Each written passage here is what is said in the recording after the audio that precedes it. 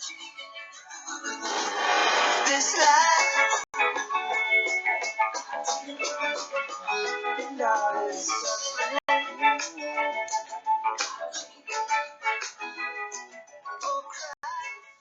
Well, welcome back. This is going to be our episode number 5. In this episode, we're going to look at two things chiefly. One, we will go further and we will try to deepen our understanding of what I called Stefano's triangle or triangle in the previous class. And we will help you look into how to analyze, how to determine, how to establish, how to understand target audience in the context of game design. So this will be like a consistent and very important piece of information for you to develop your treatment presentation. Now I'm going to start this class with a picture of a colleague and friend of mine, Gordon Calleja.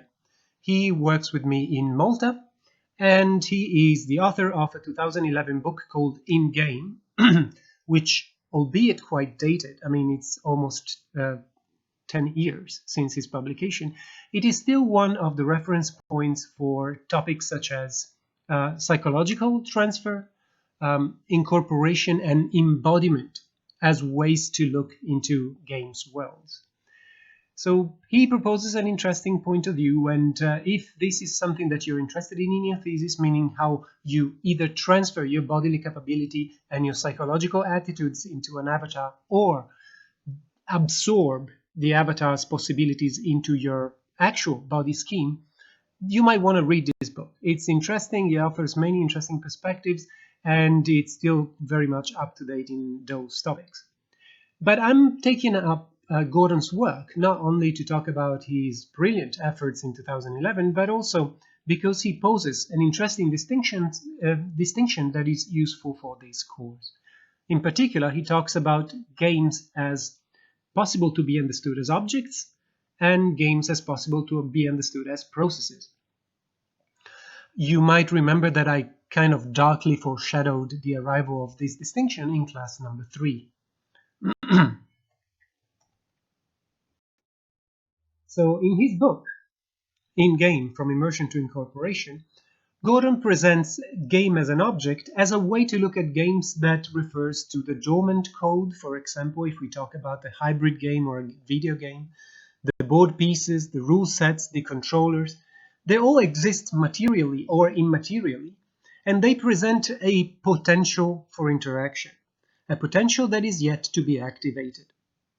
So this kind of weird, eclectic bundle that we call game, so its components, its rules, its controllers, the code within it, they all compose like this non-activated material or immaterial potential for interaction. When a living thing interacts or activates this weird mess that we call a game as an object, then we can start to understand game as a process. So as an activity that happens in relation between living things, or thing if the player is only one, and the mechanical and logical parts of the game. So the first perspective sees a game as, in a way, like a set of objective properties, and the second one as a relationship. In a way that is very similar to Gordon, Alexander Galloway, in his book Gaming: Essays on Algorithmic Culture in 2006, talks about games as relationships between the players and the hardware. In particular, he qualifies them as cybernetic relationship.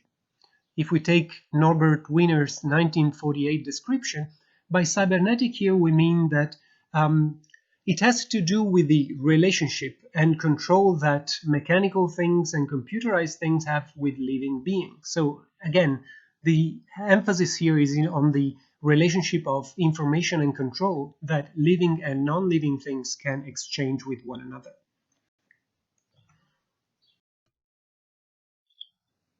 Again, similar to this perspective, Espen Arset, in its foundational 1997 book Cybertext, talks about computer games as sorts of cybernetic intercourses between, again, the material aspect of the game, or rather the functional aspects of the game, and the users that decide to appropriate and engage with them in different ways. You might remember this picture from the MDA model in the previous class, and you can see that ultimately what we're talking about is a weird relationship and interconnection between material things, humans of different kinds, and so on and so forth. So it's a sort of like intercourse, he says jokingly.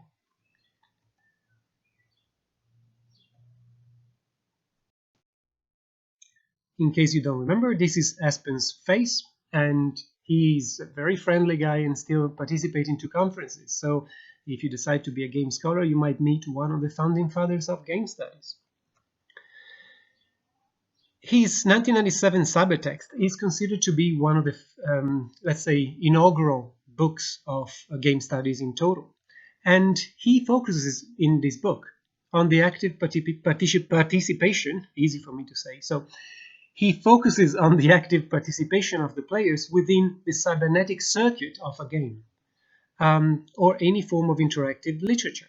In his book, he makes very little difference between the, say, object form of literature that is interactive, say adventure books, game books, the sort of books in which you can take different paths, and the ways in which we interact with video games. He considers video games just to be an extended, mechanically complicated version of what we already knew as interactive literature.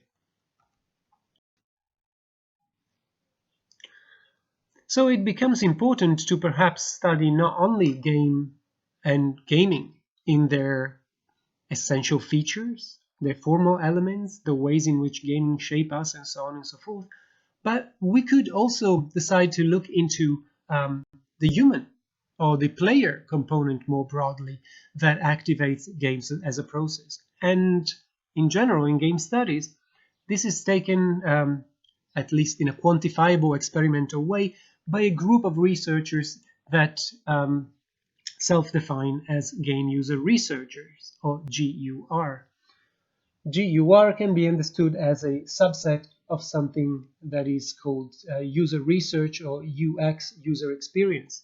So the methodologies that they use are very similar to those of general interaction or advertisement and so on and so forth. In particular, game user research are busy with experimental and data-driven research about interaction design and solutions and theories that define or facilitate or guide the design for particular target audiences. And so many of the insights that I will present today are, in a way, emerging from this new field called game user research, which is going to be the core of episode 5, Always for Somebody. Always for somebody. The title refers to the fact that there's nothing like gameplay in absolute. So even if you say, for example, well, let's look at Tetris. Everybody knows Tetris, and whoever put Tetris and a controller in front of them, they will be able to understand and interact with it because it's such a great part of our culture and so on and so forth. Yes, perhaps that is true. So what about toddlers or dogs and cats or old people that's never been exposed to video games? Again, gameplay and game literacy is something that is relative to people and the people we're trying to propose or sell games to. Meaning that when we talk about gameplay, we will never talk about gameplay in absolute terms, but always relatively to somebody. Which is, again, striking the importance of understanding who that somebody is that we're trying to talk with, engage in a cybernetic intercourse, offer, sell, disclose games to. So again, it's important to understand our target audience and who we are trying to engage in gameplay, and this class is all about that.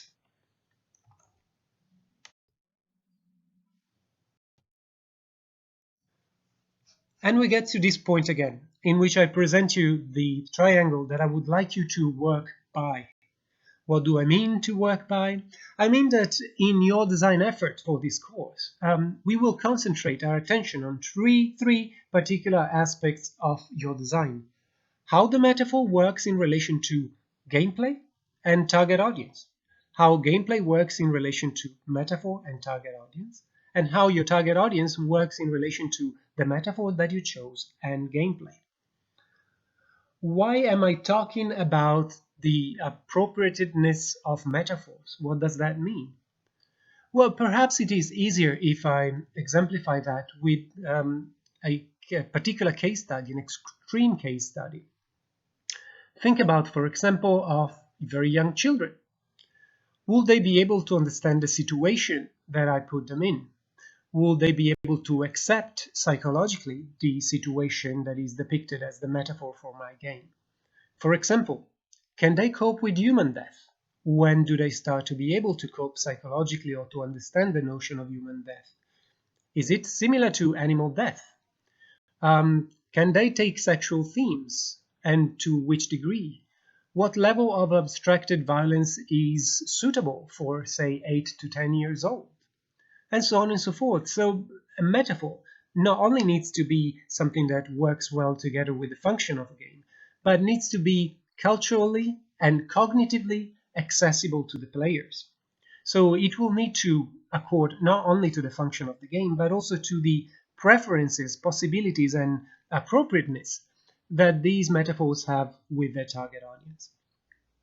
So what I'm asking you to do is, once you understood and identified those three, let's say, vertices of Stefano's triangle, I would like you to make an effort in your design efforts to accord one with the other at the best of your possibilities. The kind of gameplay that is required to play with children is going to be different than adults. The kind of metaphors that I could use with adults is going to be different than the ones that I use for children. The kind of target audience that I can apply to certain game mechanics that I want to use is going to be different than, is going to be sort of specific to the cognitive load that those mechanics will impose on the players. So it's a balancing act and a way to try to always find the right compromise and the right combination so that this triangle holds in the best of possible ways. You might notice that in this case, I put T in a white color and its two connections with M and G in a white color. The reason being simply that I will be talking about that today. So not only how to establish target audience, but also how it can be established in relation to those two other points that we talked about in class 1 and 2. I hope you're ready. So target audience, that's somebody that we are designing for. When discussing target audience in the games industry, we are essentially looking at two aspects of how our work relates to its intended players, or the phantasmagorical T in my triangle. One, how it functionally and legally and also socially and culturally relates to M and G, and how desirable it is as a commercial product. Normally in big studios, the desirability and the way in which a game is in a way promoted for its target audience, not only chosen but also promoted by its target audience, is taken over by the marketing department and the production department. Normally the designers already receive a brief about what they need to do. But normally point number one is something that the designer needs to take care of themselves. So I will focus in this class on how to make sure that it's appropriate rather than desirable. Desirable hardly ever is going to be the case that you're going to be busy with, unless you're into marketing or into game user research yourself directly. Whereas we're going to use some insights from game user research to work on point number one. So let's try to unpack what it means for a game to be appropriate for its target audience. I'm going to divide this class into roughly 4 points, right? Cognition, time, video game literacy, and gameplay preferences. We're going to look into each and every one of these points and try to explain how to make decisions in terms of design with regards to those unique aspects of our target audience possibility to receive, possibility to dedicate time, previous knowledge of video games, and general gameplay preferences. In doing so, we will start from number 1, cognition. So our target audience cognition. What does it mean to take our target audience cognition into consideration? I'm going to do another one of those extreme cases, and I'm going to talk to you about autism. This is a small experiment called the Sally-Ann experiment, devised by Simon Baron-Cohen, one of the leading scholars in autism in the United States, and also brother of Sacha Baron Cohen, who you probably know because of his comedic efforts. And this is what the experiment looks like.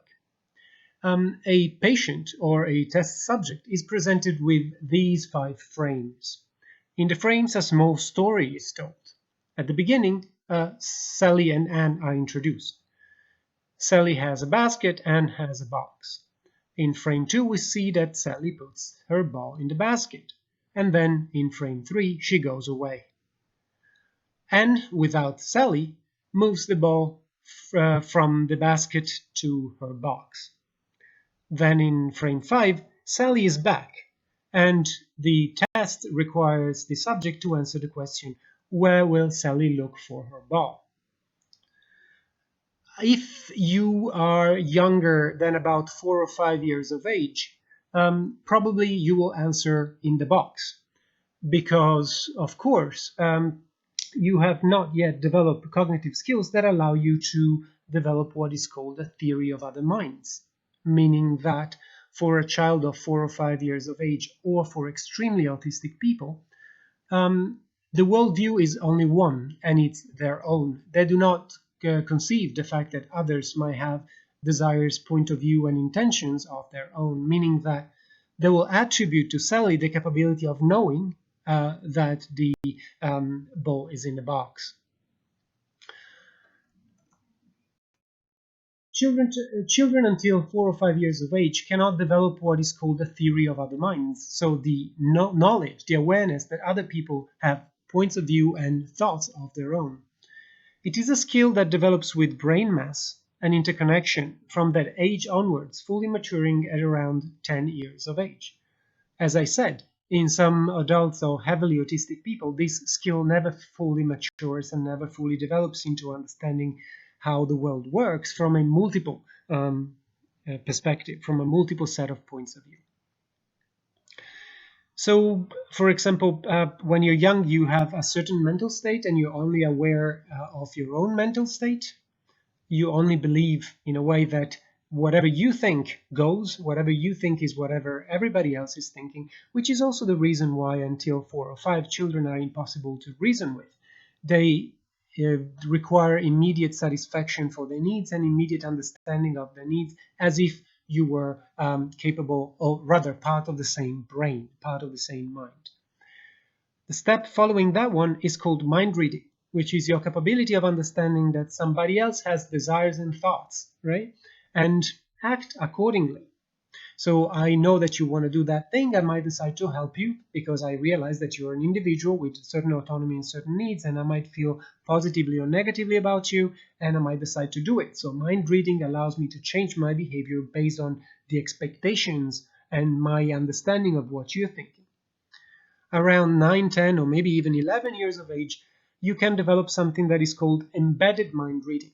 So you're not only capable of figuring out and keeping into consideration what somebody else is thinking, but also what that somebody else is thinking that you're thinking.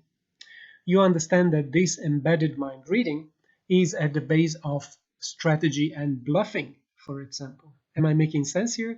So you need to act on the idea of what they think you will do. So you need to act on the fact that you know what they know that you think you know. So based on these ideas, it's obvious that it would not make sense to propose a bluffing game or a strategic game to a child that has not yet developed those skills. So as you will see later, games such as Go, chess, and bridge are normally offered from that age onwards, because before that, the children will not have the cognitive functions to deal with the, I wouldn't say even the rules of the game, but the dynamics of the game. Why am I saying that? Well, you remember that rules might be learned by heart, might be internalized, like the horse piece moves that way, the pawn piece moves that way. But to play chess in a way that you're efficient and competitive, you need to be able to, in a way, formulate dynamics that are based on embedded mind reading. Meaning that if you're not 9 or 10 years old, there's no chance that you can develop strategies that have a chance to defeat somebody who has those cognitive capabilities.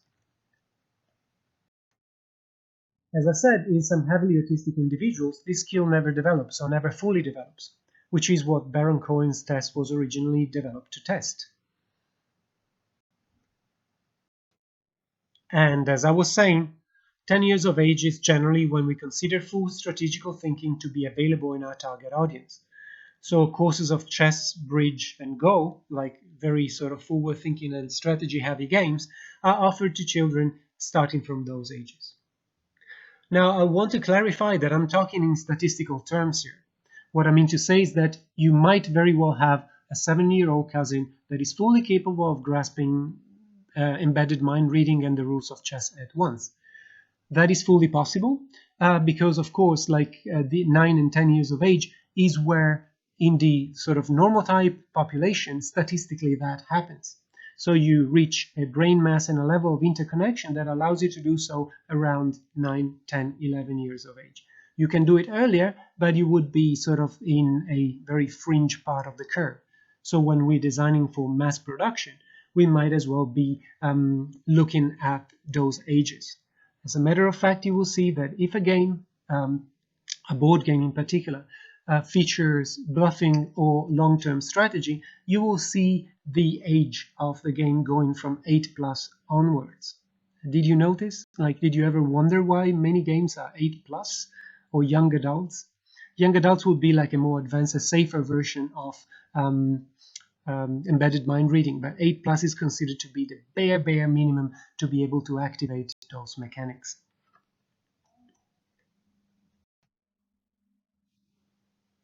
What follows is that it would not make sense to design a game that requires activities like bluffing or making predictive or strategical plans for an audience of, say, 6 years old.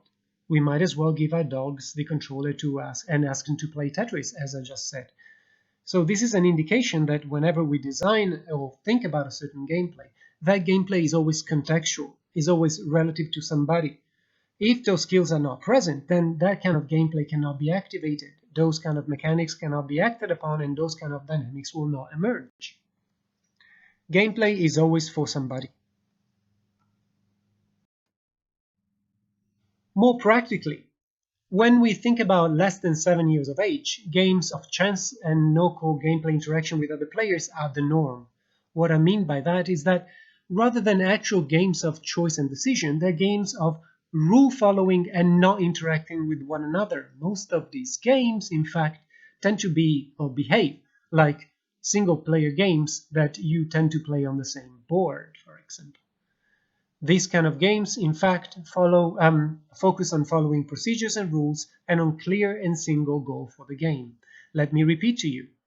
Few rules that need to be followed by the letter, a clear and unambiguous goal, no interaction with other players, and ultimately a strong chance component. An example of these kind of games that can be safely offered to people younger than 8 years of age is the game of the goose that you see here. I do not know if you're familiar with it, but when I used to teach in Holland, Dutch kids were still familiar with these kind of board games and would remember these from their youth. What they're required to do is to roll dice, in this case one single die, and move the amount of an amount of square from their position that corresponds exactly to the amount of pips that you roll. So there's no choice involved. Players will take turns, and you can play in a great amount of players from 1 until as many as you can handle. Will take turns to move on the board, again, sort of like a single player kind of race, played collaboratively on the same board. And the first player who gets to tile 63 will be considered the winner. There are different variations for this game in which you need to land exactly, for example, on tile 63, or you would bounce back a certain amount of tiles depending on what kind of roll you did. But yeah, in most games, even just landing on 63 eventually will grant you the victory. What this game teaches is to follow rules, so become obedient and capable of, in a way, social behavior. Taking turns, which is again like something that will be useful in social behavior later on in your life. And one of the key important teachings that you can take away from Game of the Goose and similar games is that given it's chance-based, you will not always win.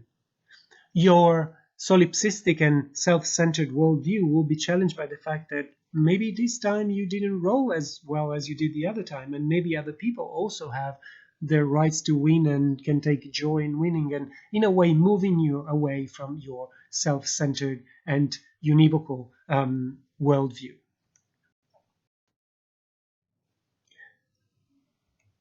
In terms of the cognitive needs, the game relies on and trains abilities such as adding numbers, which is something that also happens in their school year around that period between 5, 6, and 7, coordinating with other people, dealing with defeat, and again, basic social skills are trained in those kind of games. Essentially, they're games of following procedures and seeing what happens.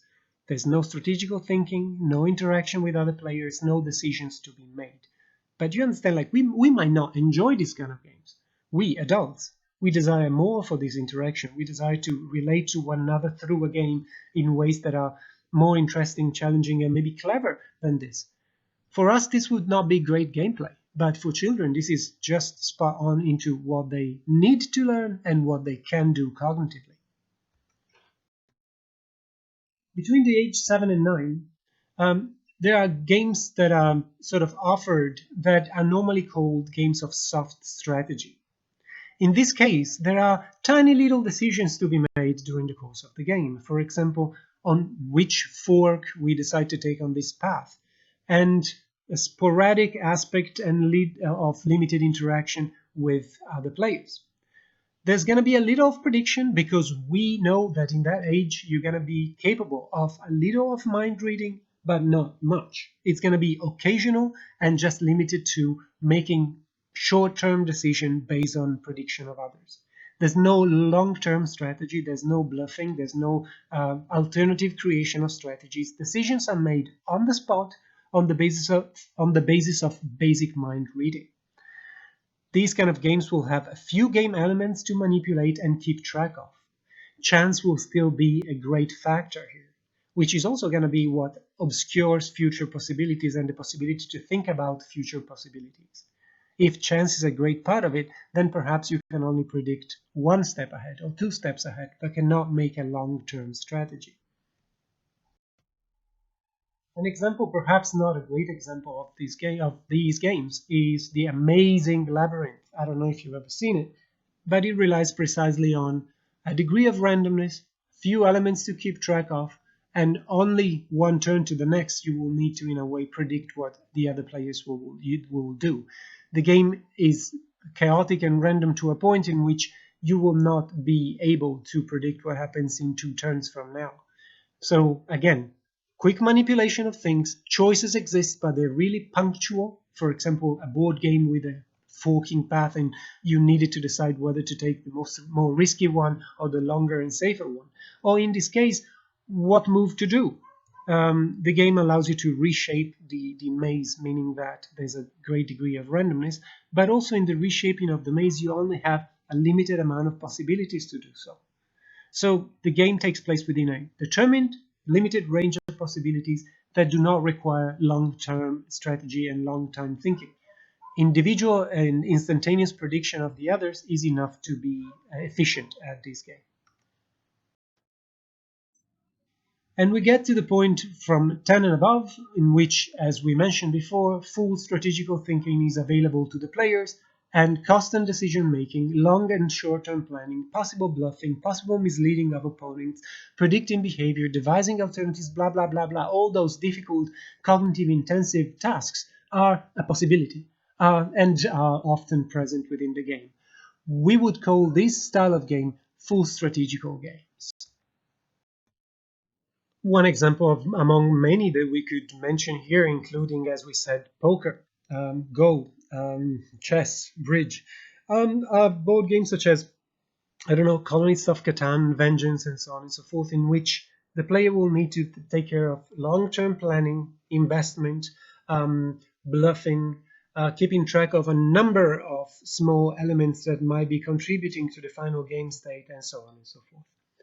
I think I'm repeating myself, but I want to make sure that this is absolutely clear. In general, we have these three partition: games for children, for children that are just before a young adult age, and games for young adults. As you might have noticed in the previous examples, embedded mind reading and mind reading are not the only factors connecting target audience and the type of gameplay they might be interested or capable of pursuing. There are several other factors at play that are in any way connected to developmental psychology, so the changes that you undergo cognitively and psychologically as you grow up. Some that we already mentioned and encountered in the previous examples are, for example, the capability of dealing with defeat, the capability of the preference of collaboration over competition or vice versa. There are several others that were just skimmed or rather superficially mentioned in the previous example. So I would like in this slide to maybe summarize a few of the most important ones. One crucial one, in my opinion, is the duration of the attention span of your target audience. So if you make a turn in your game, or a particularly heavy intensive session of gameplay lasts longer than the attention span of your target audience, then you might run the risk of them not performing correctly or not enjoying the turn or the activity that they're involved in. When we talk about the duration of the attention span, we're talking about the time that they can efficiently, and when I say there is the target audience, of course, it's the time that they can efficiently dedicate to a single task for an uninterrupted stretch of time. You can find a chart of those durations in, again, cognitive psychology papers or behavioral psychology papers or developmental psychology papers. It's quite easy to find charts. So try to make a turn in your game or a particular groups of actions that need to happen back to back, not to overlast the attention span of your players. As you grow up, you become capable of retaining more objects and actions in your short-term memory. Depending on how you train that particular skill, you can get up to 9, but even more objects. For example, great chess players can take into account a vast amount of number and possibility at the same time. Same for bridge players. But in general, the grown-up adult human being can normally think about 7 to 9 things or actions and can keep them constantly in their short-term memory and deal with them at the same time. If you're asking me to deal with more than 7 to 9 factors, then you're already beyond the cognitive capability of the average human being, adult human being. Of course, the younger you are, the number decreases. And for example, as a child, it's very hard already to deal with 2 or 3 factors or to remember 2 or 3 things at once. So if you can find a way to establish that, also look that up. The type of logical operations possible to be performed is something quite straightforward, because if you look at a syllabus or a curriculum for kids in a very young age, you will see exactly based on their school progress when they are supposed to learn additions, divisions, subtractions, and so on and so forth. So if your game involves divisions, for example, you might know that in general that is taught around, that's one of the last mathematical operations that you're supposed to learn around 8 years of age. So if you try to make a game for preschoolers and you have divisions as part of one of the logical operations that constitute one of your mechanics, then you might be shooting too high for your target audience, and the target audience might not be able to understand fully, at least statistically, what you want of them. Language skills. If your game is a language game and or if the instructions are particularly difficult, then you might want to consider that a certain level of language skills need to be present in your target audience. It is always possible that, for example, in the case of very young children, you pair them up by design, in the rules, with an adult mentor that facilitates or explains the rules, even if they're not fully capable of using language yet. This is kind of a bit obvious, I guess, but you need to take that into account. The reason why I'm so often mentioning children is that after a certain age, all of these skills are considered to be acquired and standard. So if your game is going to be 8 plus or 13 plus, then you don't need to worry about many of these things. But if you want to keep your work simple for this assignment, I would go for a game that is usable by children, because normally they're way simpler. So you need to deal with a lot less work in terms of tuning, connecting mechanics, and so on and so forth. At that point, though, new interesting challenges appear, which is that of dealing with their unusual target audience, because you're not asked to design a game for yourself anymore, but to keep the preferences and capabilities of somebody else into account, including dealing with sensitive themes, such as those of sex and death, and so on and so forth. A slide about that is coming up straight away.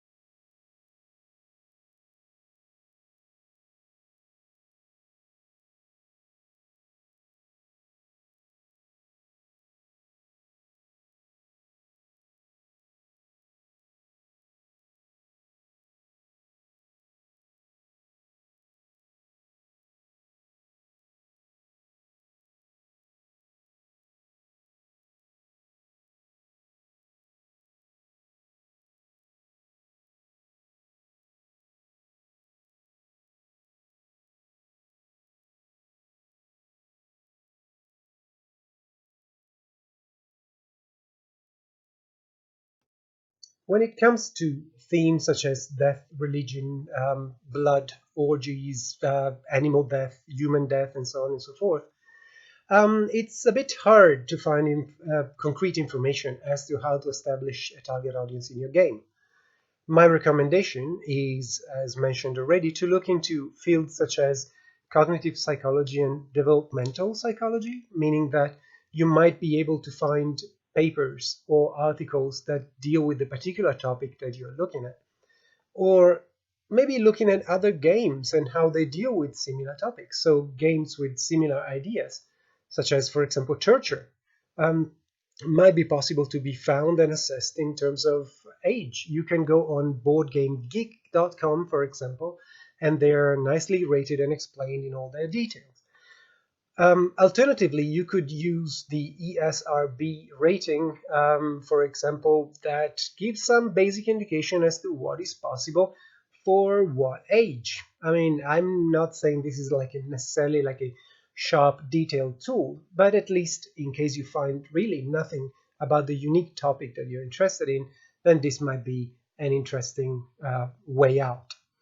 Again, as I said, you can always look into other board games or other computer games that treat similar topics and look into what kind of decision was done in that regard and whether they got their, what you call them, rating approved for the target audience that you're thinking of.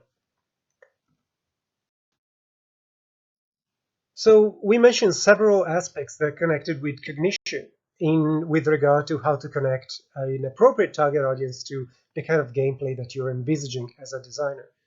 We're now passing to the second topic, which is that of time. In particular, we're looking at the target audience time. Aside from the attention span that was mentioned earlier when we were talking about target audience cognition and cognitive capabilities, the understanding of a target audience is also related to their will to invest time in our games. And sometimes, especially in the casual sector, this is a crucial factor in their commercial success.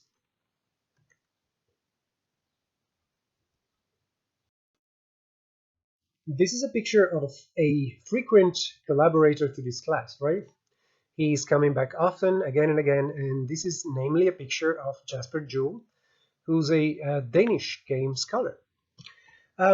Jasper pointed out in one of his books, in particular the one called The Casual Revolution, about the casual game sector that the average American commutes for roughly 20 minutes a day. And so he recommends that in the casual sector, play sessions should go ideally between 3 and 20 minutes. Why? According to his assessment, 3 minutes is the bare minimum to achieve a meaningful sense of gameplay without being, in a way, killed or stunted in your gameplay before it's too early for it to make sense, and 20 minutes being the maximum amount that a single session should last, given the observation that we just presented. So clearly, if you have gameplay sessions between 3 and 20 minutes, you can fit several in a 20-minute span from 1 to, I think about 7, right?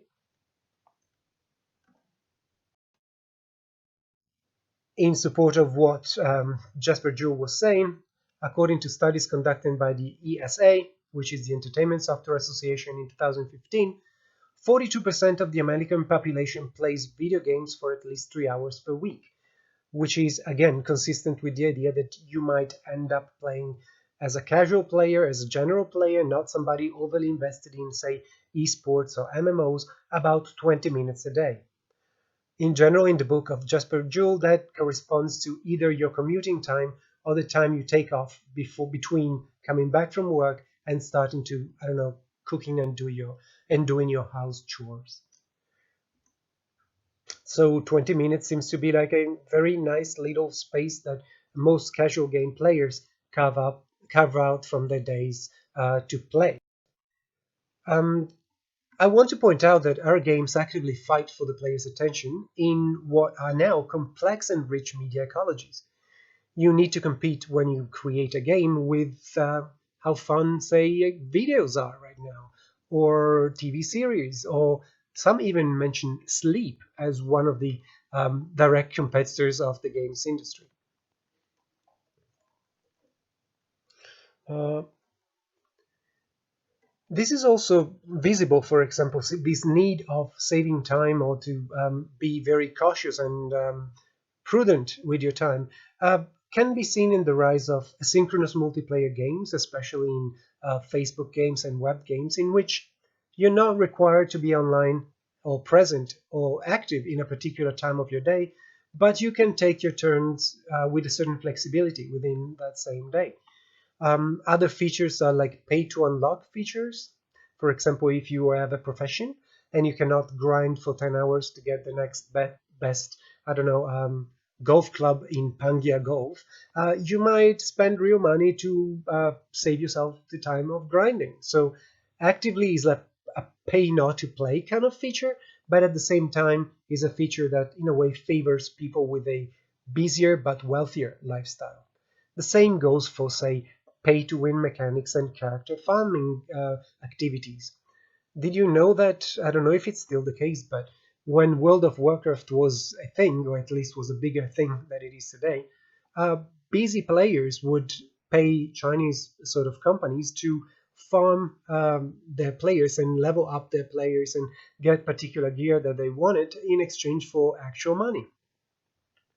So time is an important factor when it comes to our willingness to play, our willingness to dedicate time to a particular game, or, well, I mean, the space we make in our busy life for these kind of activities. As I already pointed out, in the casual sector of our industry, it is crucial to meet our players' needs in terms of their time commitment. But also difficulty is a factor, and expected rewards in terms of feeling competent and accomplished are crucial. Most people play those games, especially on, again, web, mobile, and casual in general, to feel good about themselves, to get a feeling of artificial feeling of progress and meaning in their life. So not only they need to be short enough to fit their schedule, but need to be rewarding enough in those short minutes to make it worth its while to accomplish their psychological function of patting them on the back and say like, you're good or you're going somewhere with this. And this is not only typical of computer games. For example, if you take the movie industry, you know that they're making sort of assumptions and decisions that are crucially based on the time that their audience have available. You read, for example, this famous quote by Alfred Hitchcock, according to which the length of a film should be directly related to the endurance of the human bladder. That's kind of funny, but similar to the 20-minute gap that I was telling you about before. Did you notice that next Netflix series or Amazon series and current online series that you can watch anywhere in your day tend to take the same little span, right? They're about 22 minutes long, and essentially what were once long movies can be now parcelized into 20-minute little bits that you can fit into your busy scheduled day. This is both something that is kind of handy and also a bit of a dreary reminder that we live in very dire capitalistic, work obsessed times in which it, enlightening and uplifting activities such as consuming culture and literature needs now to be boiled down to little residual spaces between one activity and the other. Anyway, the idea that you need to be cautious of the player's time and economical with their player time is clearly not the case for all games. We mostly referred until now to, I mean, in the previous passages, to the casual industry and web games and mobile games in general. But there are games such as, for example, the Souls series, which are not very accommodating in terms of duration and difficulty, for example. Games like esports that require constant and long hours of practice to be efficient and good at them. Games that require the players to be often online or coordinate with a team or with a guild and so on and so forth. And to repeat, bridge, chess, and Go take years to learn. Dark Souls have nerve-wrackingly steep learning curve. Breath of the Wild offer hundreds, actually 200s of hours of gameplay. Esports and competitive gaming requires hours of practice every day. So it's not always true that we need to be completely and utterly sharp with our determination of time and how we package our gameplay activities. But there are contexts instead where a skillful design of the duration of play session is crucial. This is why I want you to pay attention to it. Let me make you some examples. Casual games we already mentioned, but also educational games. For example, they need to fit within a certain class duration and or the possibility to do class play sessions and discussions. Games for health therapy, they need to, of course, align to the length of the sessions that somebody need to practice their therapeutic exercises for. A longer gameplay might be damaging. Shorter gameplay might not be providing enough training. Games used in scientific and social research need to be sharp and sharply timed to meet certain cognitive and scientific and even logistical problems. Let me make you more examples. Fast Food is a game that my students in Malta designed for to facilitate an experiment in another part of Europe, which is called Holland or the Netherlands, in which they were studying the effects of computer persuasion on people who were already in a diet. It was on obese teenage people. So they were planning to test this game together on half of the population, and half of the population were a few hundred test subjects, meaning that in order for this to be a possible experiment, the game sessions needed to be relatively short, and yet involved the amount of activities and decisions and being exposed to the amount of positive and negative feedback moments that were compatible with the experiments that were running.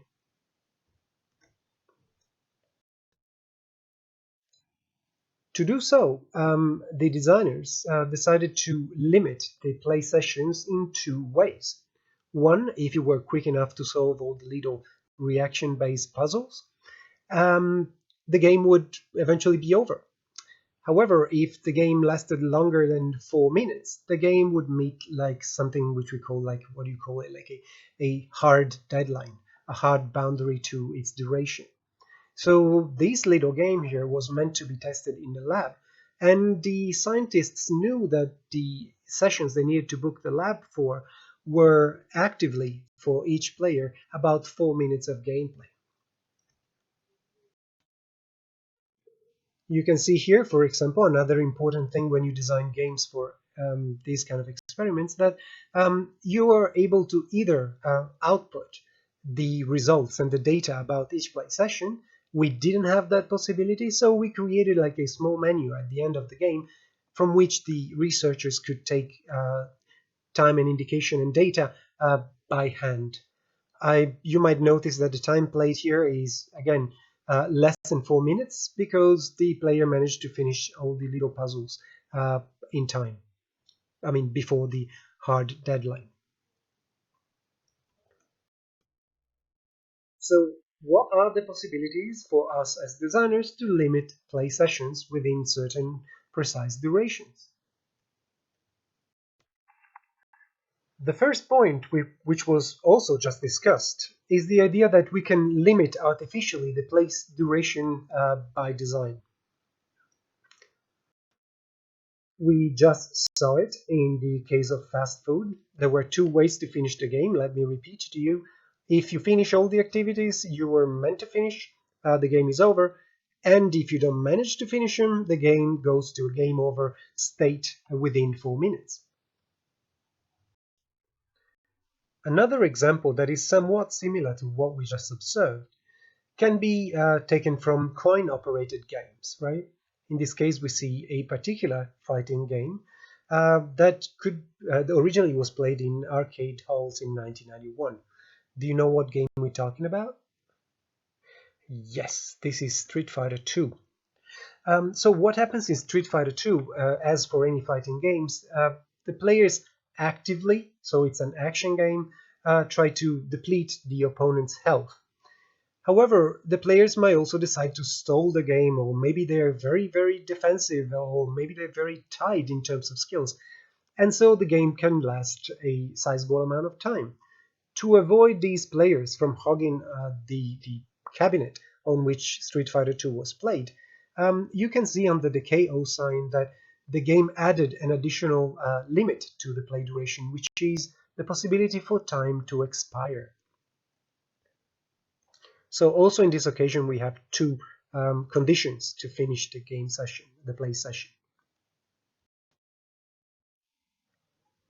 That is not only typical of, say, coin-operated games or games for research, but there are several board games and sports that work equally under a couple of different end conditions, so to speak. We can think of games such as Boggles, right? They have a small hourglass, then that constrains each play session to about 3 minutes. As I was saying, sports also have definite durations that prevent one team from stalling, but also that prevent these kind of games not to be possible to be televised, which again, in a capitalistic world, is something quite important. We need to be able to monetize sports as well. Of course, we talk in the professional level. That is not necessarily the case in hobby sports and so on. I don't know if in the US you broadcast stuff like, I don't know, cricket or baseball that lasts several hours, but well, that might be possible. I guess that's a different way of assessing, watching TV or participating in a sport. That is very hard to understand for a European person anyway. A very interesting way to limit play session is present in a game that is called Pale Machine by Ben Esposito. He is a LA designer doing independent work and recently published a PS4 game called Donut Country. No, I think it's called Donut County or Country. I don't remember. Anyway, this is going to be one of the games that I'm asking you to play for this particular class. It's called Pale Machine, and you will find the link in the description and in the email that I'm sending you together with this class. Another option to limit play duration consists in setting the number of turns or in-game actions that are available to a player. Again, this is very similar to sports, say for example chariot races in the Roman ages, or say Angry Birds. You know what I mean, right? Like you have a certain amount of resources to spend in a play session. Sometimes the time to use those resources are also timed, meaning that the developers can have a clearer idea of the amount of time It would take you to play an entire set. And again, like this is something normally taken by sports, right? For example, in professional archery or competitive archery, you would have a limited amount of arrows to be shot in a limited amount of time each.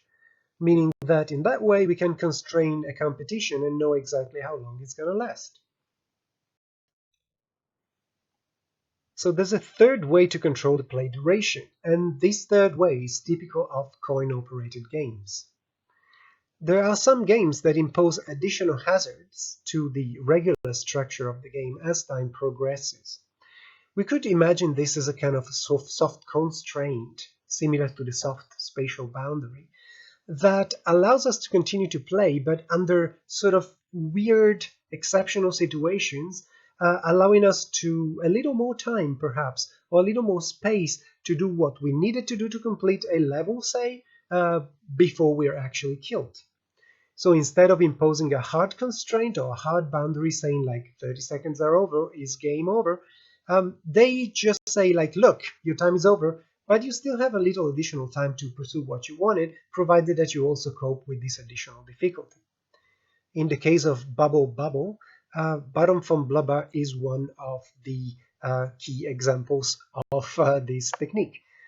All of a sudden, when your time is over, this immortal monster appears on screen and you cannot kill it, and it goes faster and faster. So eventually, while doing your other tasks, you will be caught up by this monster and eventually killed. But if you're skilled enough, you have enough time to do some stuff, actually, perhaps even like a good 20-30 seconds to try to complete the level. A similar technique we also see in Tetris, in which, there's not a definite time up or game over constraint connected to time, but the game goes faster and faster to the point in which, after a certain point, the player will not be able to operate efficiently and eventually lose.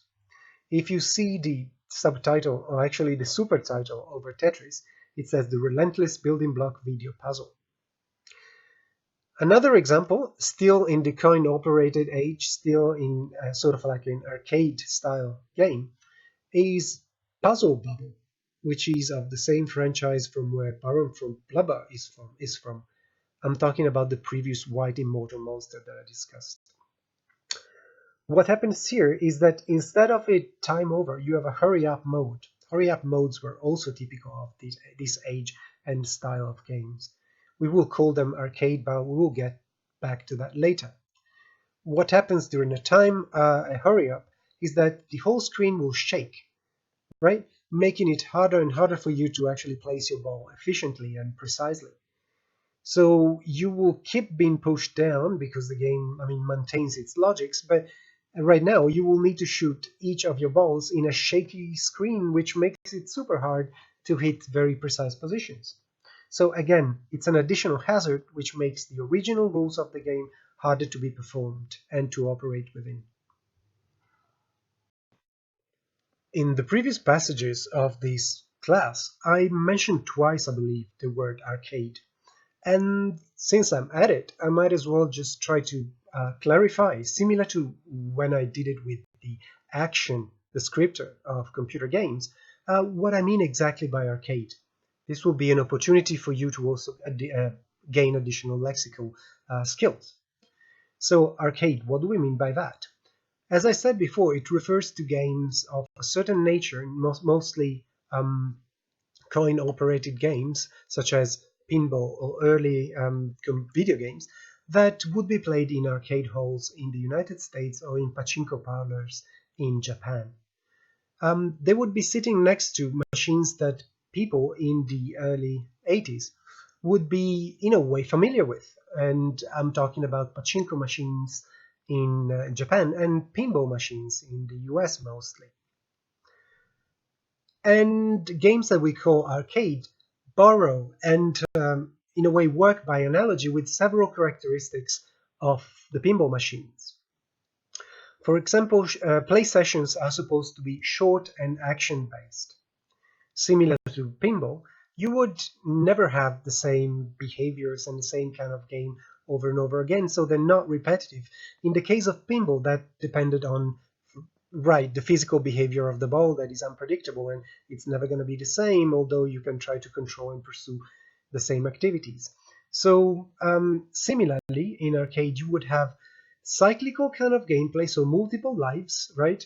That will be in a way non-repetitive in their behavior, and they will be based on normally what are 2 or 3 player-oriented game mechanics.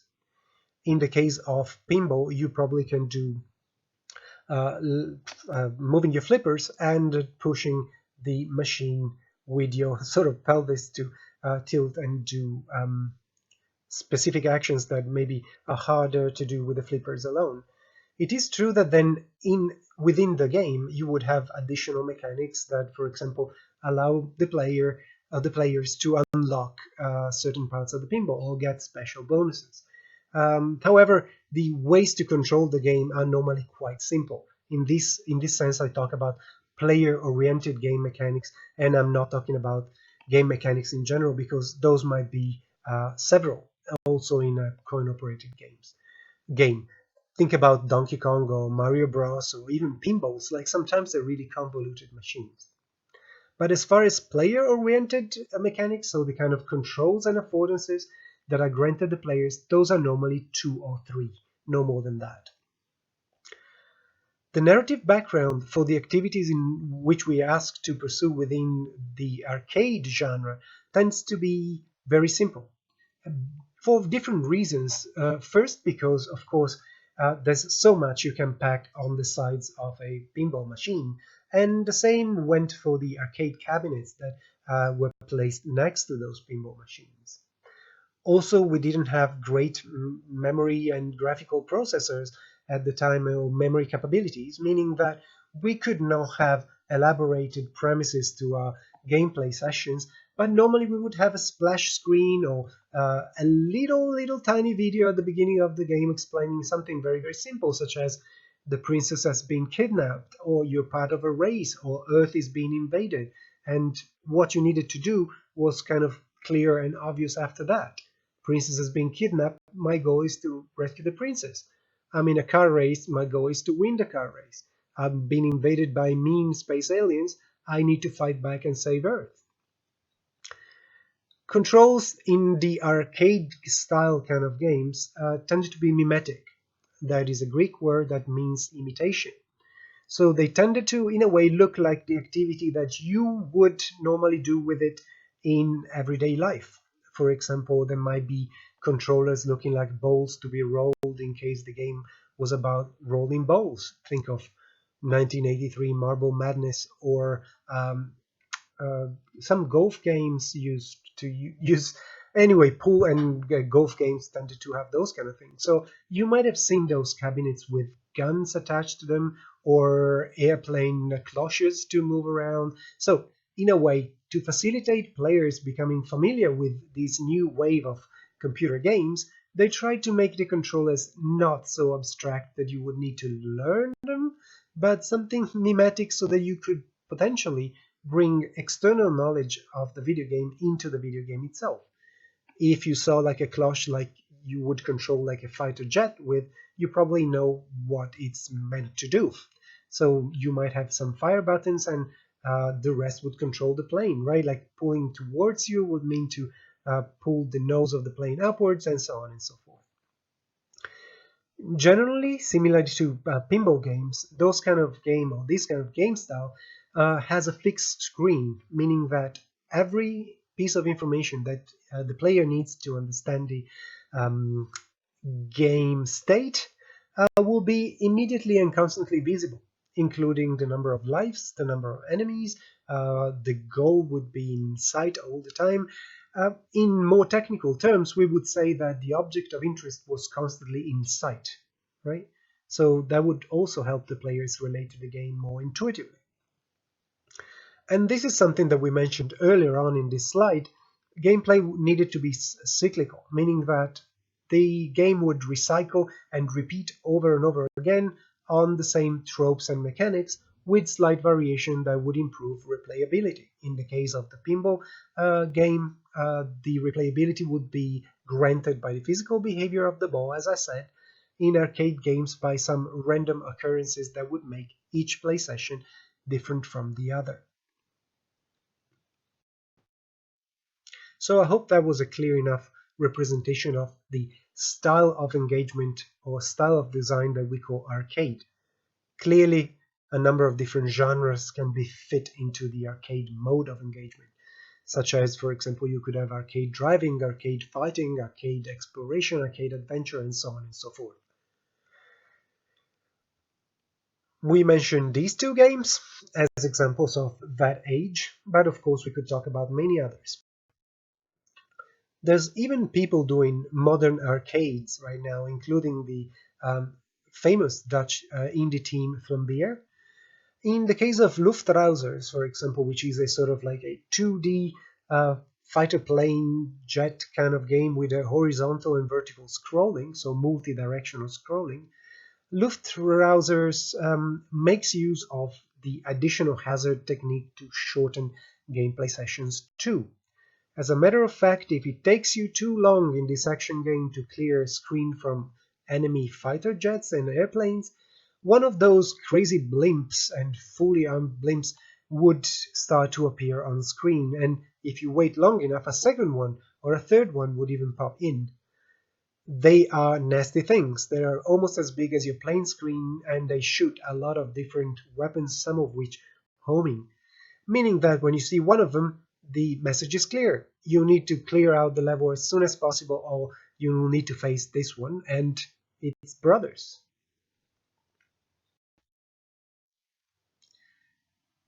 Game events that we mentioned, such as the Hurry Up, which is a heritage of arcade video games and its era, or the Sudden Death, which is inspired by sports, are other examples of soft ways of limiting play duration. I suppose you're familiar with sudden death, say, in soccer. But sudden death is something that was already present in arcade games as well. If you were in a tying state when time on an arcade cabinet ran out, many of them offered a sudden death moment in which a few more seconds were granted for the players to continue playing, and the first player who would score or perform a particularly positive action, in the case of handball or soccer would be to score, of course, would be declared instantly the winner, hence the name, right? You would have a sudden death kind of situation. And you see this mechanic coming back again and again in modern gaming as well. It's not limited to arcade cabinets or casual kind of game styles. You have sudden death in various Smash Brothers iterations. By the way, I play competitively, and it's a pity that I'm not there to challenge you. And last but not least, in this list of things, or techniques rather, that we could use to shorten gameplay would be tuning. What do we mean by tuning?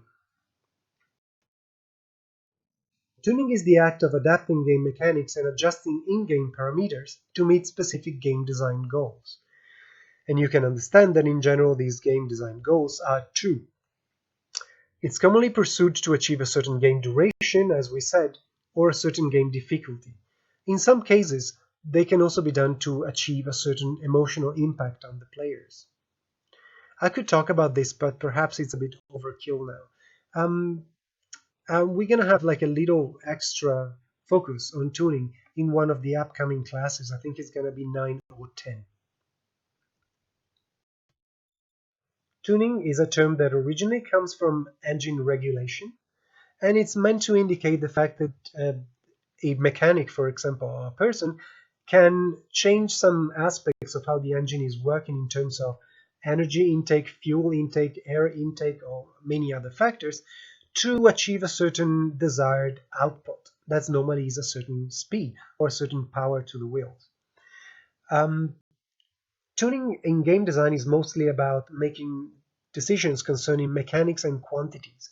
But as I said, I don't want to spend too much time about this right now because the class is already so long and we're about halfway through, so I need to rush a little. As I said, we will talk about this in class number, I think, 9. Yeah, in class number 9. To summarize the amount of things a designer could do to limit the duration of gameplay, we had the original four, which you see listed here, and also nothing stops a designer for using several combinations of the methods above. Here is an example. What you see here is a screenshot of Neo Bomberman, part of the Hudson Soft Bomberman franchise. It's a long-standing one, very arcade-y. It's been around since the early 90s.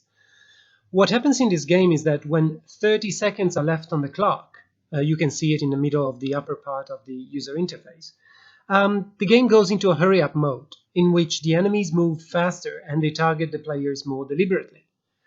At the end of those 30 seconds, then there's going to be a hard deadline or a hard limit to the time that can be spent in the game. So the game here features both a soft constraint and then a hard constraint in terms of time.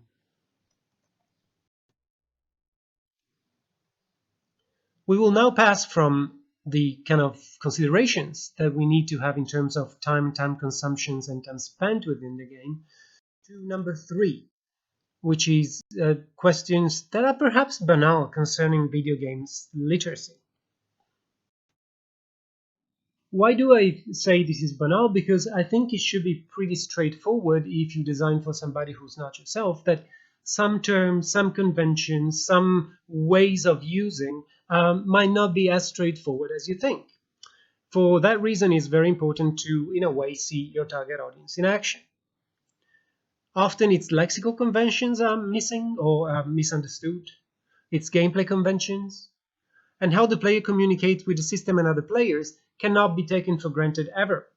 Maybe with adults playing a new chapter of a series that is well established and blah blah blah, this becomes less of a concern. But when you're trying to, for example, write games for change, games for education, one-shot games that are meant to do something, you need to be painfully aware of the fact that your audience might not be at the same level as you are in terms of understanding mechanics, relating mechanics to existing mechanics, or understanding how you decide to teach them via either tutorials or the use of game lexicon. For example, roll a d20 against your constitution, subtract 3 in case you did not eat last night. This is pretty straightforward in case you play Dungeons and Dragons in any of its variations, but it might kind of alienate a group of players who have never heard of a d20 or what constitution is and who didn't eat last night, me or my avatar. What is this person talking about? We have just committed a nerf for 2 stats that could solve that OP problem. Again, it's great if you want to communicate to other developers or to your team or to a limited core of dedicated players, but this is like speaking jargon, right? This is not being clear to your players. No camping this time. Even maybe if you're playing with somebody, it's clear what you're referring to, but those are very specific terms.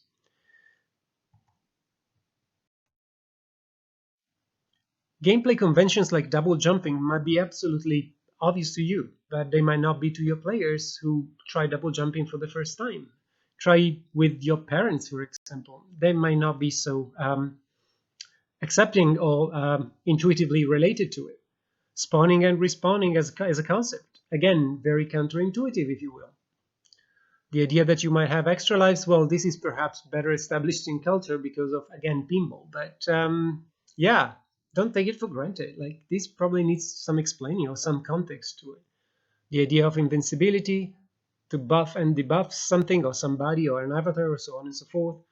The idea of turtling, for example. Maybe you don't even know what turtling means, despite the fact that you are gamers and game students. What does this represent? It's pretty obvious for us if you play Super Mario that this is going to grant you a temporary boost to your health, your speed, perhaps you're going to be invulnerable and so on. Does that mean replay, for example? What is this method of control? And what does this mean in a fighting game? Again, I think I'm preaching to the converted. You should be sensitive to these kind of things already, and this should be pretty obvious to you. But do not take the lexical conventions and the knowledge of game conventions of your audience for granted. It goes without saying that it is important to understand and stylize our game ideas. So do you remember what I mean by stylize? Designed by restriction and sticking to certain conventions, certain decisions. Game mechanics and communicative interactive strategies as game designers to fit the capability for our players to interpret, understand, and internalize the game knowledge that we want them to internalize. A design attitude, this one, which I'm talking about, which also extends to the characteristic of the device that they use. Are you designing thinking about the screen size, about the quantity of controls that you want them to handle, about what the controllers that most of the population use is capable of, how readable your instructions are, for example, for somebody who's colorblind, right? Think about that. This is a point that we will get back to, because you might not know that 10% of the male population and about 3% of the female population have problems distinguishing colors. So different kind of pranoterapia or the color blindness and so on and so forth. But we will discuss it in another class because there's ways around it. But keep in mind that the ways in which information are shown in terms of size, color, repetition, and so on and so forth are something that you need to keep painfully in control and painfully into account when you design stuff. It will limit your possibility to express yourself, but it will, in average, make your game more accessible. And finally, we talk about a kind of a difficult point, which is gameplay preferences. How do we address gameplay preferences? How can we figure them out if we're a small team of, let's say, 4 people without necessarily like a psychologist or a marketeer in the team? How do people deal with these ideas? Now, in different ways, all the rest of the class now, which I presume is going to be 40 more minutes or something like this, is going to address this particular question. How do we understand our players? How do we group our players? How do we target our players? Okay, based on their gameplay preferences. So here we go. In large development teams, marketing and production normally provide the designer with research concerning the intended target audience for the game. What they normally give, at least what they gave me in the teams I worked in, is like a design brief in which those ideas are pointed out in detail. And if your marketing team is particularly kind to you, they might not only give you data or big documents, but also provide you with something called personae. The documentation usually comes with cognitive shortcuts used to simplify the analytical process of the designers. And this is the idea of personas or personae, if you want to use the Latin plural. So what does that mean? You're going to receive data from your production and marketing department, and then additional things for you to understand this data better. This is an example of a persona, right? So what you get here is a fictional reconstruction of one of your possible target audience people. As you can see, like marketing will try to, in a way, condense certain insights about the audience, their desire, the amount of time they have, the interaction preferences, into a imaginary person that you can try to design for. This is easier for a designer to approach than, say, like a bunch of data to make sense of. Of course, if you're a senior designer, perhaps, I don't know, you've done it a bunch of times, it's pretty intuitive what you need to do, but as a beginner designer in the first years of your career, persona can be a great tool to understand how to do. You can also use persona in design meetings to explain why you think this person might like a certain design decision or a certain change based on the previous version of, say, the concept or the treatment that we are working on might be desirable in the light of particular traits of this persona. This is an example. There are many examples of persona as documents exist, such as the following. It can be more or less visual. It can target more or less topics or themes of these imaginary personality or this imaginary lifestyle, so to speak. It might target particular aspects depending on the kind of game that we're trying to develop or depending on the kind of game the team normally works on, right? Maybe a very narrative one will relate to preferences in storytelling or TV consumption and so on and so forth. You see what I mean, right? Not all personae are created equal. Um, what else is there to say? Yes, it also sometimes takes into account the economical possibilities of our clients, or rather our target audiences. Now, you will not always work for teams with 60 or 70 people that can afford a small marketing team or a psychologist on staff. So, or a business analyst for that matter. So let me introduce the concept of MUSE'S, invented by Rila Khaled. Rila Khaled is a former colleague of mine. She's currently working in Montreal, if I'm not mistaken. And you can immediately understand that this idea of muses refers to the sort of ancient Greek deities of, say, inspiration and the arts. They used to have about, I think it was 7 or 9 muses, one for poetic expression, one for dance, one for painting, one for sculpture, and so on and so forth. They were like these creative spirits which would possess the artist in question. So the idea here is to be possessed by somebody who inspires you, right? Like the muses did in ancient mythos. This is a picture of Rila wearing beautiful sunglasses. So the idea of muses relies on establishing a creative relationship with one or more actual people in your target audience. What that means is that you need to befriend and introduce these people who might be the final users of your game to your design process. This is different from quality assurance. We will talk about that maybe in the future, but in quality assurance, you present them with decisions that are already to a degree structured. Whereas in the case of muses, you integrate and you involve these people straight from the conceptual definition of a game. So straight from the beginning, they're giving advice, expressing preferences, desires, correcting your aim, and so on and so forth. Being a muse, on the other side of this relationship, does not only mean to playtest the game, but to contribute to its design and development with ongoing consultancy, with proposing ideas, and with voicing their preferences. I think you should be able to tell the difference here between a muser and a tester, however the tester is involved or advanced in the quality assurance process. So in this case, the muse has a conceptual, formative effect on the project. You can understand here that instead of having a marketing department and statistical analysis done and then persona created, you will have to involve 3 or 4 people in your creative process, which is way cheaper and way faster. Certainly, it's not going to be as accurate because it's going to be biased towards the individual desires of these people. But again, you get a lot of bang for your buck, so to speak. And so for now, we looked at 4 possible ways in which we can address our target audience, ways in which we can be more precise and more efficient in targeting their needs and preferences.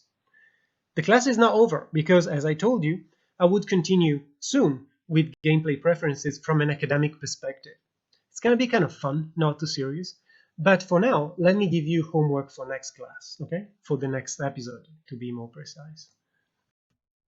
So for the next episode, I would like you to read an article on turtling. That's the weird term that I introduced just a few slides back and maybe you're not familiar with. This is not super important, but I would enjoy if you read this article. Don't take this too seriously. You're not going to be asked about it, but maybe there's something there for you. And as I said, I would like you to play Ben Esposito's 2014 video game, Pale Machine. I'm not only interested in whether you consider it a game or not, but also I would like maybe on our Thursday meetings to discuss how this game in a way limits play duration. And I would like you to in a way talk to me about that, if possible, if you're interested. Normally at this point I take a small break because the next part is very much related to the gameplay preferences, but it's almost a topic in itself. So if you want to go get a drink, if you want to just take a breather, stretch your legs or your back, this is the time to do it. Stop for a second, maybe reflect on what we talked about until now, and then pass on to the next topic.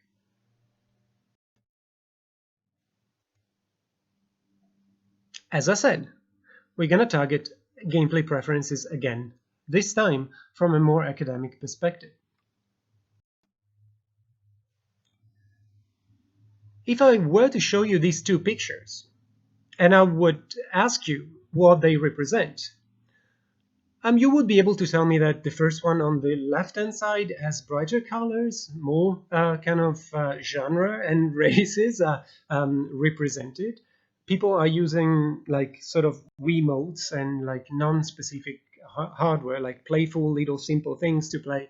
And well, they seem to be enjoying their time together. Maybe they're collaborating on to something. They're part of an experience together. On the right hand side, you would see instead like normally like late teenager white males playing with computer technology, normally complicated action games or RTS and so on and so forth. Those two pictures are representing a brutal way of categorizing your players that divides them into casual and hardcore. That is called market segmentation, and this is, as I said, a very brutal and, let's say, informal way to do it.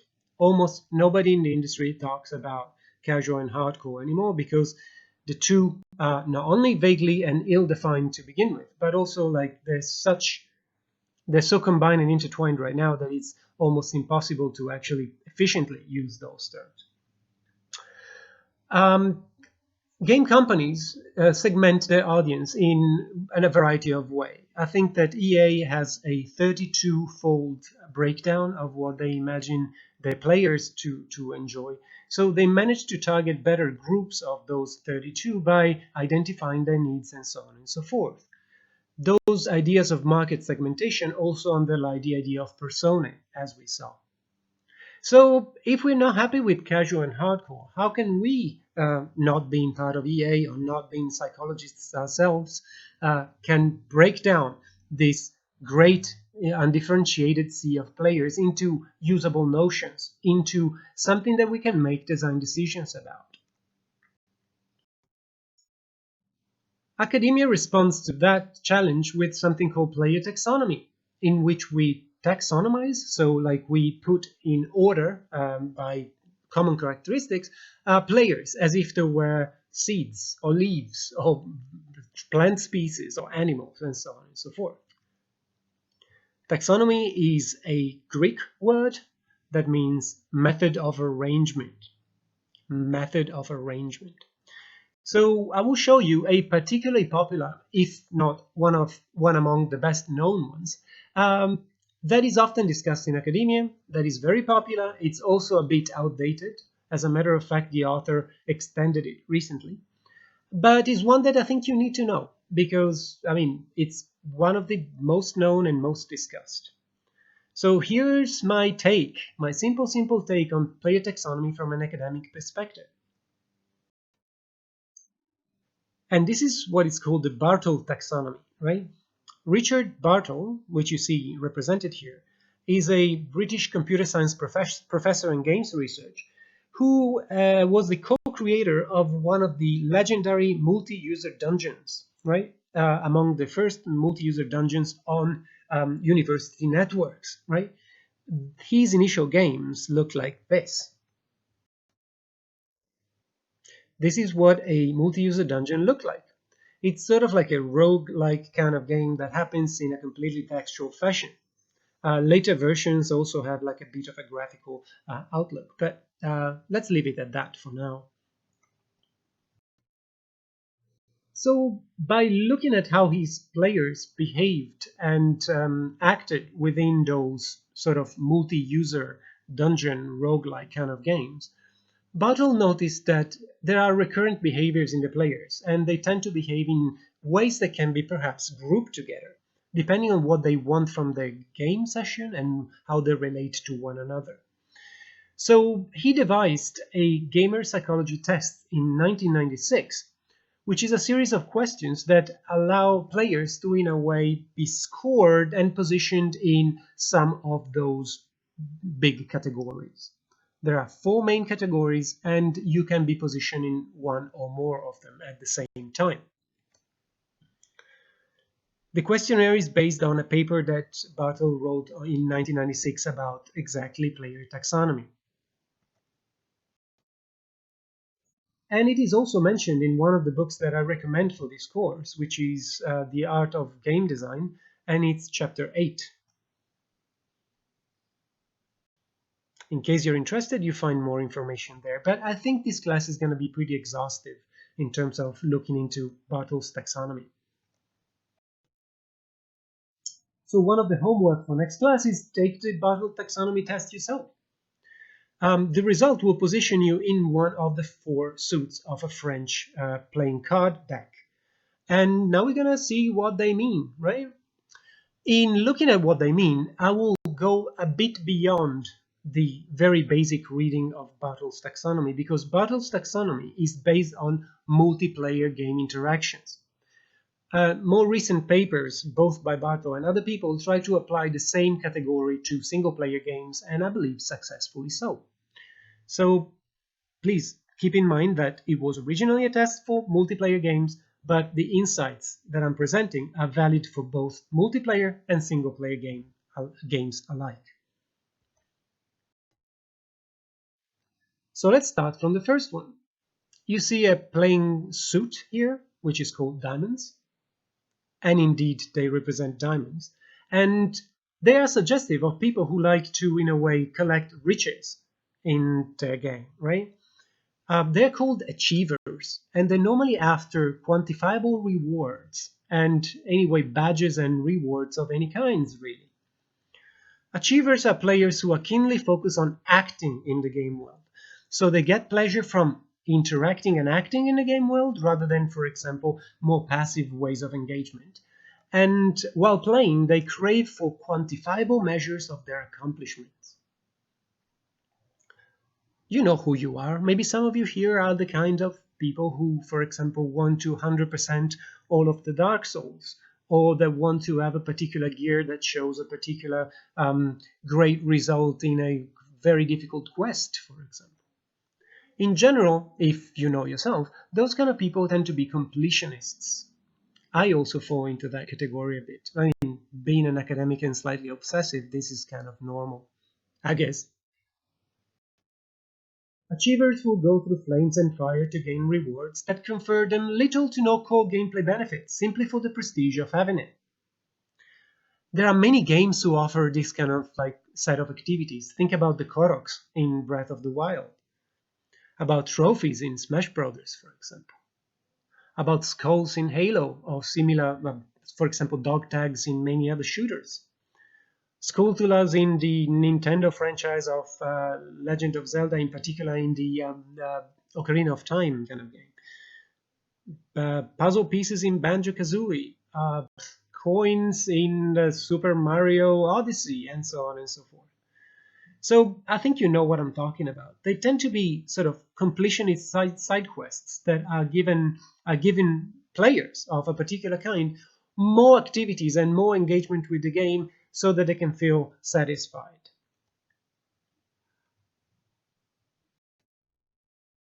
Games that offer extra endings, achievement for 100% completion, or bonuses for playing in a particular way typically appeal to achievers. They also enjoy having their achievement mapped and listed. So normally games that offer, for example, menus in which some things are grayed out for you to reach, or a list of things for you to complete, or constantly reward you with badges and also give you an idea of how many badges you're missing out on, are relying on behavioral psychological tricks to keep you engaged as a completionist. Also interesting for them is showing off rare gear, curious and exotic artifacts that demonstrate the depth of their commitments in terms of action. Again, they're not just about the knowledge they have of the world or how great they are in terms of, say, having finished all the finales of the game. That's not really interesting if action and them doing stuff in the world is not involved. In that sense, also leaderboards for being particularly good at something in the game world are very important for them. Again, it's a way to reward and validate their actions in the world. To understand this particular suit or this particular player group better, I would suggest that you read a paper of my own. It ended up on a Dutch newspaper, so it's not really an academic thing, called The Cat in the Age of Its Digital Reproduction. It's kind of old, it's 9 years old, and it refers to games that were popular back then, but you might be interested in this one. I think I would put this among the optional reading rather than the obligatory ones. But if you want to know more about achievers and tricks to get achievers to play longer and tricks that are common in, let's say, more or less recent games, this might be a great read, I think. Might. I mean, if I can say so myself. The second group of players are represented by the playing suit of the spades. Spades are also something you dig with, right? And in this case, in relation to those associations, we're talking about the player group called explorers. Rather than seeking quantifiable rewards, explorers are all about game spaces and discovery.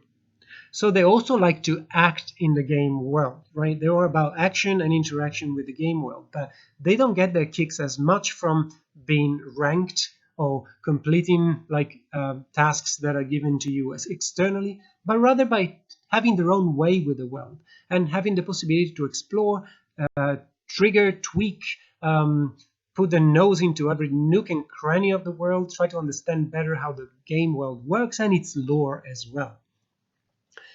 Their gameplay preferences focus on experiencing new and strange places, discovering hidden areas, creating maps and levels to keep track of the progress or the layout of the world.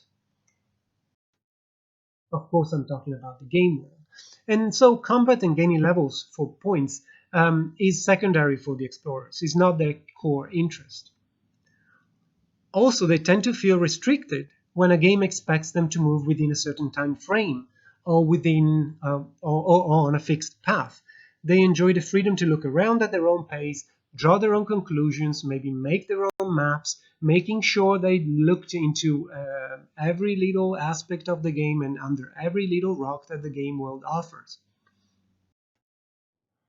Obviously, the kind of genres that intrigue the explorers the most are games that involve adventure and exploration. Adventure games have been around since the 70s, but one of the most representative games of this genre is certainly Myst, which is a 1993 point-and-click adventure, one of the first adventure games to come in a CD-ROM form, given their players an unprecedented for the time graphical detail and possibility to look into the world. So this is what it looked like in 1993, and it was quite shocking. Uh, Myst is similar in that regard to many other games that one bound the play world on an island on the sea. For example, think about Monkey Island or The Witness. And two, about a game of essentially observation mostly and intuition. If you see, like Myst looks very much like perhaps The Witness in modern times. There's very little music. There's a like mysterious lore on the backdrop, and you need to, in a way, unlock different parts of the island and its mystery to proceed and discover what was going on and what you're supposed to do. So it's a sort of very engaging, very adult kind of game, very unlike the games that you would normally play on your computer or in the arcade halls in 1993. At least we still had, at least in Italy, arcade halls still in 1993, and there's still a thing in Japan. But I don't know if the US is still so keen on public spaces where you could play games.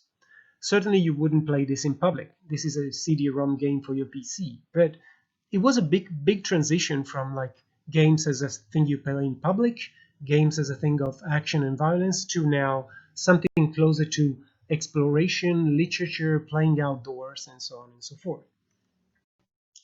As I said, The Witness is another great example of a game that mixes adventure and exploration, and it is mysterious. It has like a lore, but it's never given to the players explicitly, meaning that they need to, in a way, figure out how the island works and what's the lore behind it by themselves.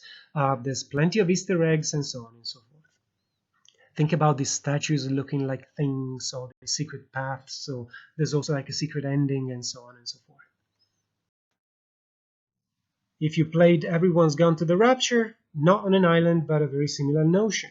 It's a narrative game that develops by exploring, and the players can, in a way, interpret and find their way through the clues to figure out what happened. This was a game by the Chinese Room released in 2015.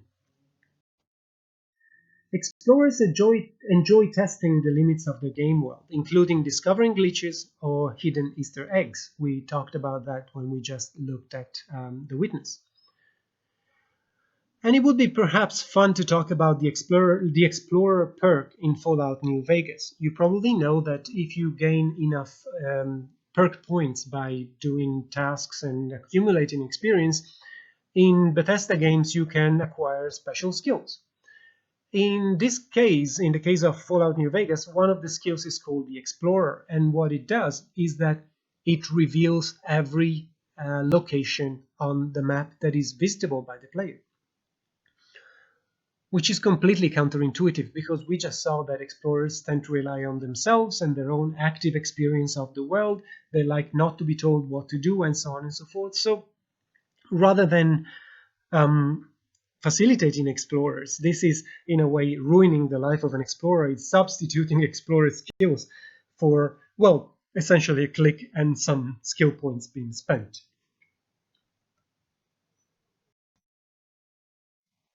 The third group of players, the third taxonomic category here, is one that is defined by the heart. And normally hearts are for feelings or emotions or, relationships, connections. And the heart in this setting highlights, or rather symbolizes, the idea that certain players play for the social dimension of their games. You understand that this one is particularly true for multiplayer games, right? Because in single player games it's a bit hard to obtain the level of social engagement and closeness and understanding and human relationship that you would get from actual other people. But let's go with order. Let's start by describing what socializers are and what they prefer to do. Socializers, as the name suggests, thrive on having meaningful relationships with other players.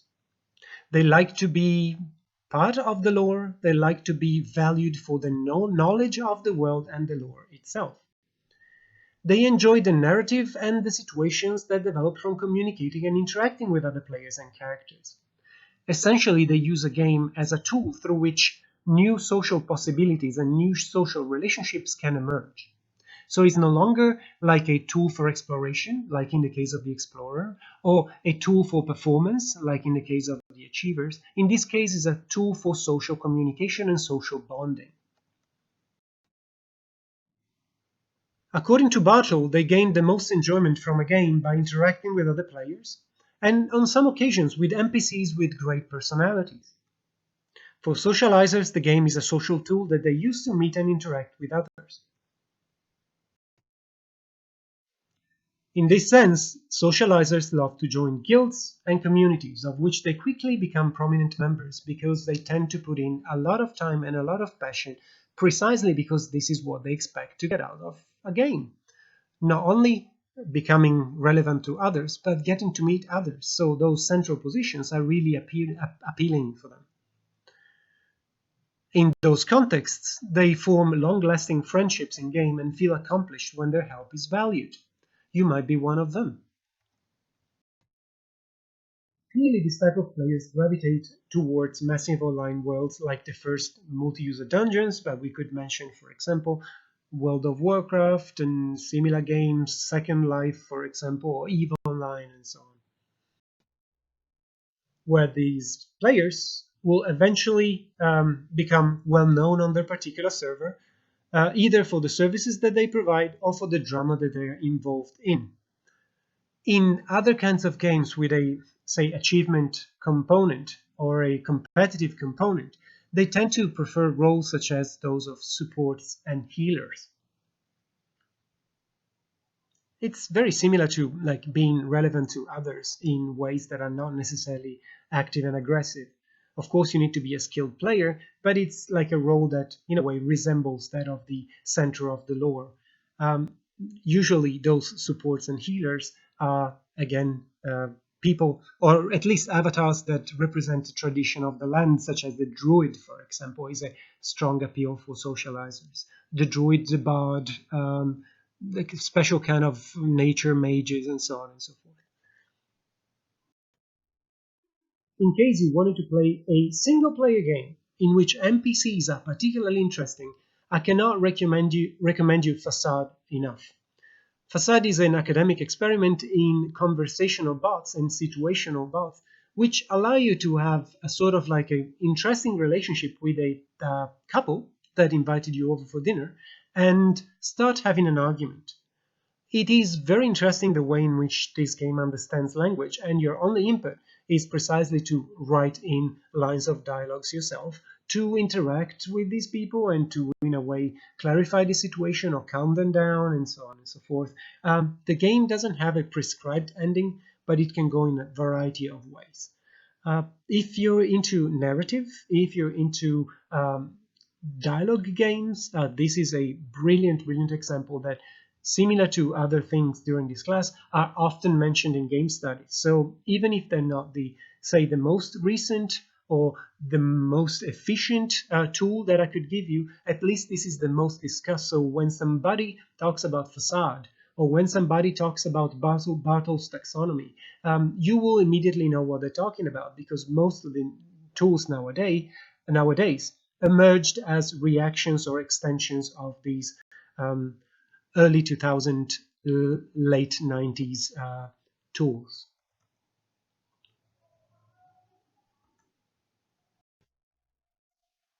It is interesting that perhaps we could look into socializers' appeal into games that are collaborative. For example, in Cadillacs and Dinosaurs, that you see represented here, is a side-scrolling beat-em-up game of the action kind. It's very arcade-y. As a matter of fact, I used to play this in the arcade halls. And you play one player and the other player, if you decide to have a friend joining you, against the system. So against a slew of enemies and bosses that you find along your path during the narrative development of this game. The game was originally based on a comic, and you, when you're playing with somebody else, need to, in a way, coordinate as to who picks up what weapon, who covers what, whose turn it is to pick up food and get healed, and so on and so forth. So there might be also an appeal in local cooperative multiplayer games in socializers. And last but not least, we're looking at clubs. Clubs as something that you club people with. In this case, we're looking at people called the killers. Killers do not necessarily enjoy killing, as in it is not about the violence that is contained within the particular fiction of a video game, but it's very much about their competitive nature. They get their kicks out of being great at a game, out of crushing their opponent's souls by being winners, essentially. Killers are players who chiefly find enjoyment and fulfillment by competing with other players. I think that maybe instead of killers, it would be better to call these competitors, right? They prefer human opponents to artificial intelligences because of the emotional feeling that they get as a response of their skills, right? AI might be nice and good to train with, but nothing beats the feeling that I get when I compete against a human and that I can defeat this human. Killers thrive on rivalry, competition, and vengeance. The fact, as I said, that violence might be part of the game is mostly because this is how we like to represent conflicts. But you could be completely a killer in a soccer game or a tennis game or a golf game. Do you know what I'm talking about? There is an appeal, especially in young males and their power fantasies, in these kind of competitive activities being metaphorized as armed conflicts, war scenarios, sports scenarios, driving slash riding with great destructible environments are definitely appealing for these people, but mostly because most of the competitive population tend to end up being a male population, and in their youth those things align more with their friendship. I think Barto is quite clear as well that violence is more like a side dish of what is instead a chiefly competitive attitude. As I said, proving to be better than somebody else is crucial for killers, not the fact that blood is visible or heads are popping off. But carnage, high doses of action, violence, gore, destructible environments, as well as vehicles, are normally considered to be definite pluses.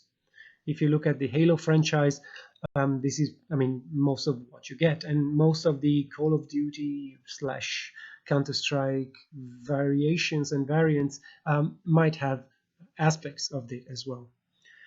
Some killers wish to fulfill what is, at its core, what is normally depicted as a male power fantasy. Killers are also well known for not necessarily following the rules, for backstabbing, for cheating.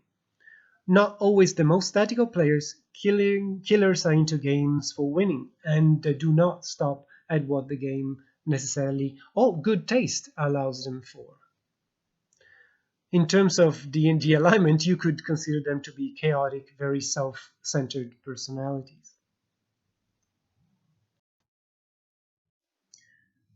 Killers, and this is an example in which violence is not necessarily like a core component or at least explicit bodily violence, is the fact that they tend to be also active in the social and economic sides of multiplayer games. So, for example, market control strongly appeals to them. Social killers tend to be online community leaders or trolls for the reasons we saw before. EVE Online, I don't know if you're familiar with the Icelandic spacefaring massive multiplayer online game, is a particularly great example of a game that might be suitable for killers. There are indeed components of violence and dark fiction, which is again something that is recurrent in many games preferred by the killers, but in particular, this game targets social killers, meaning people who might be interested in dominating a particular kind of market, understanding a particular market related or economic related situation better than others. People who might be interested in politics and organizing factions that like to, in a way, take part of large scale conflicts and having roles of responsibility within them. There's a number of reasons why EVE Online is suitable for killers, and we will look into some others of those in class number 9. But to summarize what we discussed until now, Bartle's taxonomy is ultimately like a fourfold way to group people in terms of what their preferences are. Are they into acting or interacting? Are they more focused on players in their interaction or the setup of the world? If you tend to be more world-oriented, of course, you're more in the doing in the world like the achievers or interacting with the world like the explorers. If you're interested in players, you can do it positively and as a socializer who like to interact with them, or a player that would like to act on them in terms of getting psychological rewards and satisfaction by defeating and proving better than them at understanding or performing something. More recently, Bartle added to his original taxonomy because one, of course, like the original one, was very tentative and simple, and two, because many other taxonomies that were used in the industry had a lot more nuance. So he decided to, in a way, extend his possibility to understand the player taxonomy based on his original understanding, adding an extra axis to the taxonomy itself, which is explicit or implicit, which you can see represented here in a 3D representation. You can read about it. It's kind of very easy to find. If you're interested in using this for your thesis or your future projects, please go ahead and do it.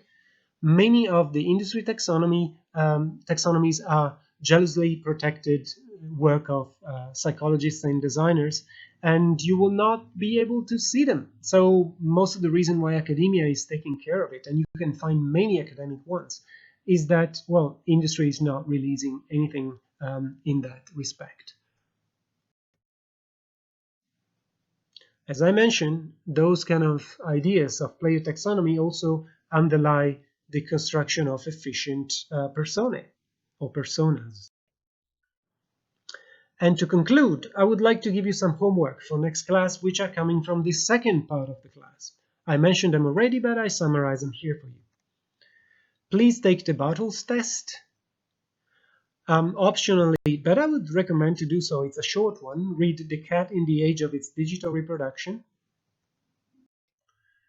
Well, that is it for today. It was a very long class. It lasted almost 2 hours, but I suppose that it was easier and more pleasant to grasp than class number 4. Class number 4 was indeed a handful. I hope that this class helped you understand better what you can do with your target audience, what you should do in relation to your target audience, and maybe make your job a little easier for your treatment presentation and maybe even your thesis, not to mention your future work. Now, for next class, and the next two actually, are going to be your presentations with Dan.